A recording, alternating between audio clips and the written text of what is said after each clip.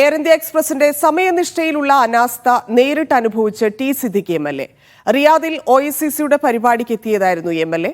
പ്രവാസികളുടെ ദുരിതത്തിന് അറുതി വരണമെന്ന് അദ്ദേഹം പറഞ്ഞു. കരിപ്പൂർ വിമാനത്താവളത്തിൽ നിന്നും സൗദിയിലെ റിയാദിലേക്കുള്ള യാത്രയിലാണ് വിമാനം വൈകിയത്. 30-ാം തീയതി രാത്രി 8 മണിക്ക് പുറപ്പെടേണ്ട വിമാനം പുറപ്പെട്ടത് പിറ്റേന്ന് രാവിലെ 8 മണിക്കായിരുന്നു. OICC സംഘടിപ്പിച്ച 14-ാം വാർഷിക യോഗത്തിൽ പങ്കെടുക്കാൻ വരികയായിരുന്നു അദ്ദേഹം. ഞാൻ അവിടെ നിന്ന് 30-ാം തീയതി രാത്രി 8 മണിക്ക് എയർ ഇന്ത്യ എക്സ്പ്രസിന് കയറാനിരുന്നതാണ്. 8 മണിക്ക് കയറാനിരുന്ന ഫ്ലൈറ്റ് അവർ പറഞ്ഞു 9 മണിക്ക് റെഡിയാവുന്നു. 9 മണി കഴിഞ്ഞപ്പം പിന്നെ പറഞ്ഞു 11 മണിക്ക് റെഡിയാവുന്നു. അത് കഴിഞ്ഞ് പിന്നെ 12 മണിയായി.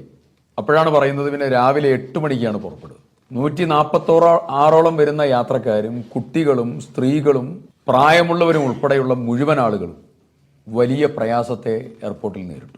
ചൂരൽമല ദുരന്തത്തിലും എയിംസിന്റെ കാര്യത്തിലും കേന്ദ്രം കേരളത്തെ അവഗണിക്കുകയാണ്. ഇടത് സർക്കാർ മാധ്യമങ്ങളെ കൂട്ടുപിടിച്ച് ഇഷ്ടാനുസരണം നരേഷൻ നിർമ്മിക്കുകയാണെന്നും അതിന് കൂട്ടുപിടിച്ചിരിക്കുന്നത് നികേഷ് കുമാറിനെയാണെന്നും അദ്ദേഹം കുറ്റപ്പെടുത്തി. മാധ്യമങ്ങളെ കൂട്ടുപിടിച്ച് നടത്തുന്ന ഒരു നരേഷൻ ഫിക്സേഷൻ ഉണ്ട്. അതിന് നേതൃത്വം കൊടുക്കുന്നതിൽ പ്രധാനി നികേഷുവാണ്. അതും ഞങ്ങൾക്കറിയാം.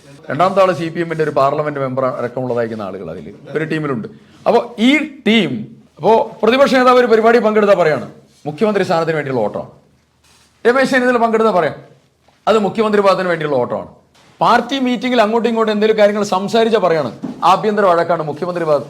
അങ്ങനെ ഒരു ചർച്ച പാർട്ടിക്കകത്തില്ല. റിയാദിൽ സംഘടിപ്പിച്ച വാർത്താ സമ്മേളനത്തിൽ OICC ഭാരവാഹികളായ അബ്ദുള്ള വല്ലഞ്ചിറ, സലീം കളക്കര, ഫൈസൽ ബാഹസൻ, നവാസ് വെള്ളിമാടുകുന്ന്, റഷീദ് കൊളത്തറ തുടങ്ങിയവരും പങ്കെടുത്തു. Vishal Cherpulassery, media 1, Riyadh.